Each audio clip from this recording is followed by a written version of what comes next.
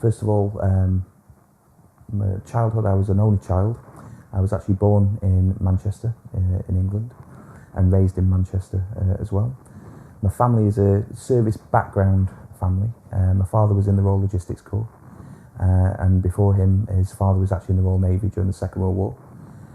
One of my grandfathers was in the army, and I'm not too sure the unit that he was in, but he actually liberated Bergen-Belsen in the Second World War, or was one of the people involved in Bergen-Belsen and the liberation of the concentration camp there.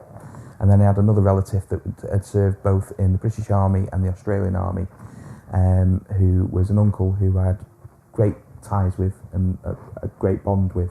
And he'd served in places like Malaya and Borneo, as well as obviously Arnhem was one of the first places where he actually, because he joined the Parachute Regiment and was in Arnhem. So that gave me my initial insight into the military and into military service. So growing up in Manchester, I had all these great ideas. I had an injury when I was a child, which was a back injury. And I was actually told at that point I wouldn't actually be able to join the army, which was a massive disappointment to me. But rather than question it, I just went along with that whole notion. And I ended up joining Greater Manchester Police as a youth training scheme admin officer, and then moving on to Lancashire Police as a police constable for 2 years before finding my way into various different recruitment management jobs. And I'd completely forgotten about military service up until the point of when I initially got married in '97, and we decided that we'd move over to Wales, which is where we'd initially met and had most of our time as a couple together. We moved over to Wales, and things just rolled on for a few years until I got made redundant in one of the jobs that I did have with a big like national security company. Got made redundant from that job, and I just had a thought one day that maybe I should try what I've always wanted to do and join the forces. Had a look around, didn't know exactly what sort of job or career or trade that I wanted to do if I did go into it. But it was like a fresh start for me, because before I'd always worked 60 hours a week or 72 hours a week, and there was never a time to fit anything in. And through the redundancy, it sort of like seemed the perfect opportunity to do something that I'd always wanted to do. And I hadn't forgotten about the back injury that I'd had previously, but I knew that it wasn't causing me as much problems as people had suggested it would do, having done service in the police force, and then done active outdoor lifestyle stuff like walking in Switzerland and climbing mountains and all that type of thing. It just seemed a sensible type of thing to actually do. So I went along to the local Army Careers Office and was put in touch with the Royal Welsh, which was the local recruiting regiment, and I ended up joining D Company of the Royal Welsh here in Colwyn Bay, and that was the start of my army career and what I actually wanted to do. Expectations at the time, we'd already started a commitment to Afghanistan, which was the 2006 commitment, and I think we're talking about 2008 when I initially signed up. So we'd already been in Iraq for a number of years as well. So I wasn't joining with the idea that I wouldn't be going and serving abroad or going on operations. I knew full well that by joining, and especially joining an infantry regiment, that chances were that I would actually end up getting deployed. First thing that struck me once we'd actually landed was wall of heat that met me as I stepped off the aircraft. Bearing in mind it was like 5 o'clock in the morning, it was heat that I'd never experienced before. And on top of that was the fine dust. I think I was expecting to fly into a desert land strip or be in a desert oasis of some description when I landed at Bastion, and instead it was like moon dust.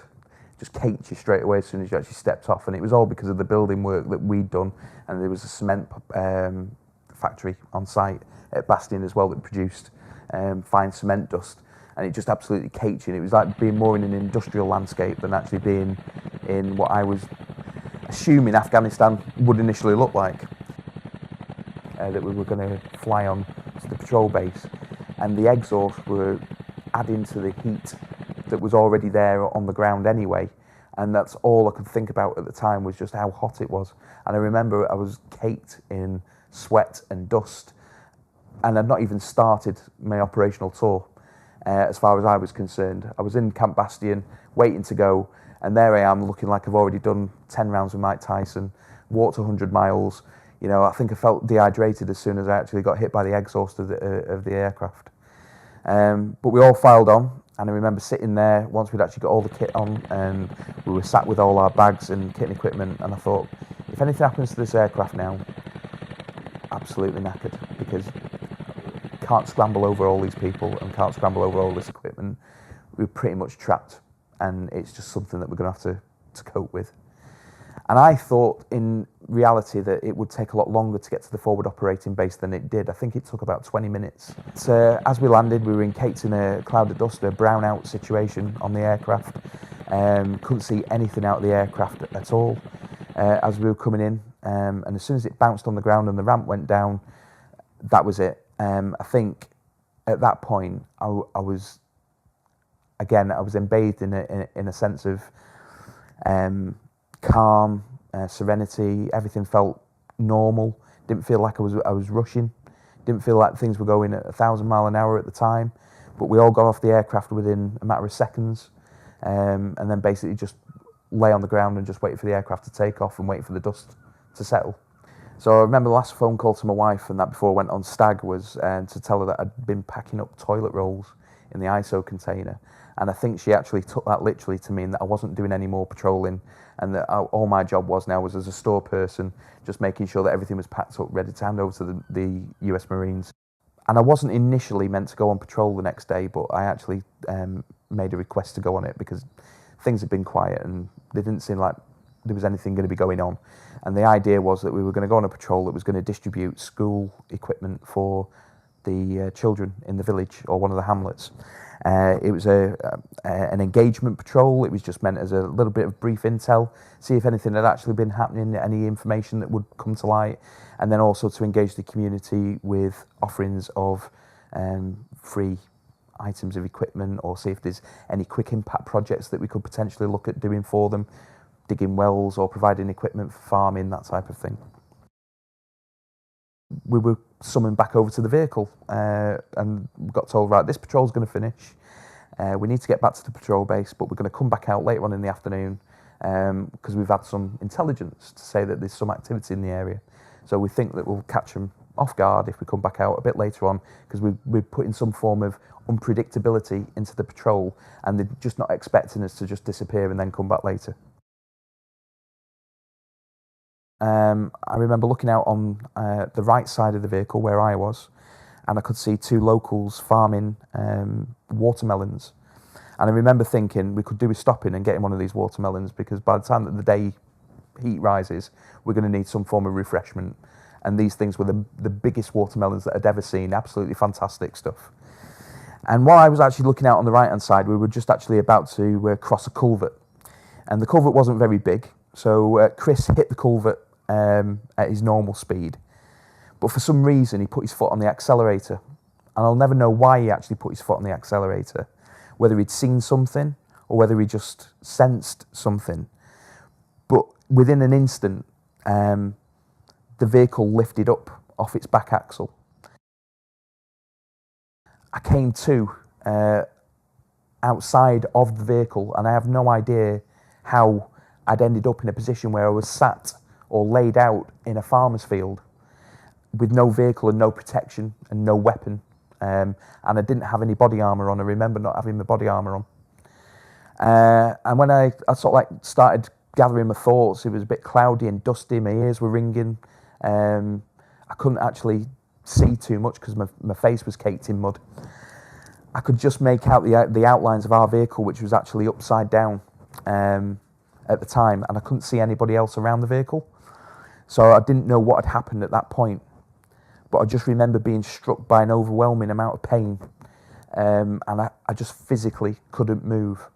And at first, I must admit, I thought I'd broken my ribs, and I'd done something to my back, maybe a slip disc or something, but I just couldn't move.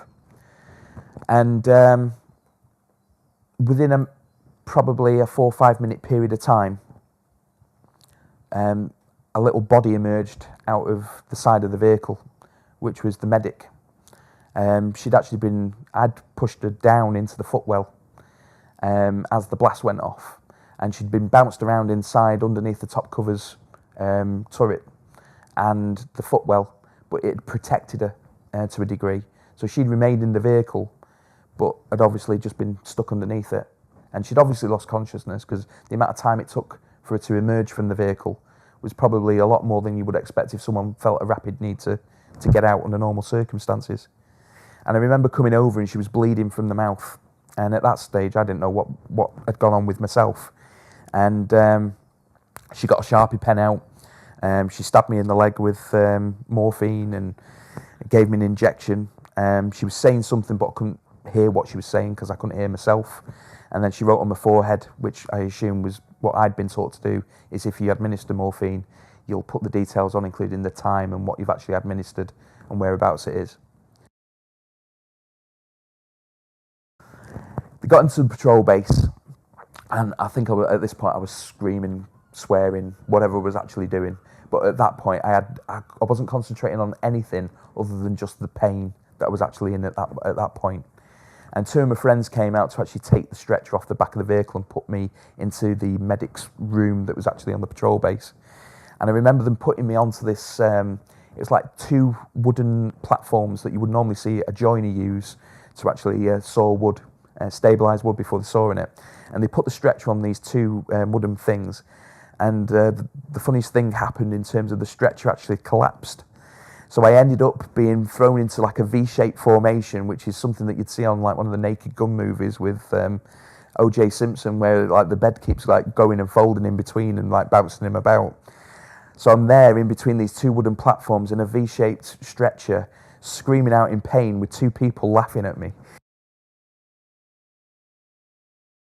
It took the medical emergency response helicopter 4 hours to actually get to us, to evacuate us, because we'd been put into the wrong category. We'd been put down as being Cat C injury, which is walking wounded, and they were trying to change that to put me into a Cat A category as being severely injured and needing immediate evacuation. The condition was obviously deteriorating. I'd actually got internal bleeding anyway, on top of receiving mild traumatic brain injury, broken shoulder blade. All my ribs were broken on the right side, and from ribs 1 to 7, it was a double fracture, which meant that my chest wall had actually come away with the ribs. I'd got a collapsed lung, paralysed diaphragm. My other lung had been severely damaged as a result of the blast and the concussion. I'd broken my back in 3 places.